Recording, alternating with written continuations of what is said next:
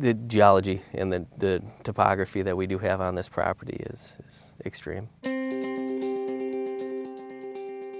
Marquette Golf Club sits here in Marquette, Michigan, and the geology of this area is very unique, especially to the state of Michigan. A lot of people that do live in Michigan have no idea that this kind of geology exists in the state. We're the southern tip of the Canadian Shield, which engulfs a large portion of Canada, comes underneath Lake Superior, and then comes into this northern portion of the UP. The fact that we're just the southern tip of it, you get a few miles down the road and it flattens right out, and it's non-existent.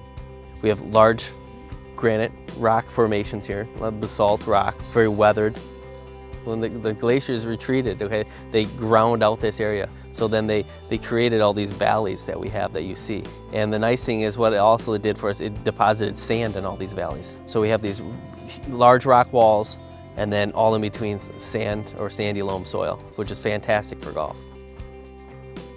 When we were in the process of building this golf course, it was a lot of site visits and a lot of walks, okay, is what the architect ended up having to do. Taking that topo map, understanding the topo map, and then walking the property and really getting intimate with it and finding out, where golf holes would fit and how they would fit.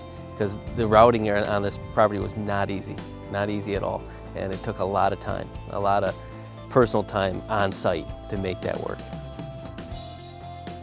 There's 3 locations, landing areas off the tee that we did have to do a little bit of blasting. And if you look at this whole property, you think there's no way, you had to do more than that, but no, actually only 3 locations, hole 5, 6, and 7. Every spring, after snow melt, there's rocks that are out in the fairways that do roll off and from locations, but during the year, we've never had any issues. Maintenance-wise, it's a lot of handwork to work around it, to keep them clean.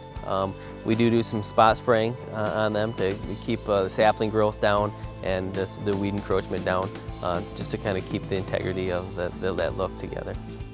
I mean, that's the namesake of it, Greywalls, and that's because of the rock features that we do have on this golf course.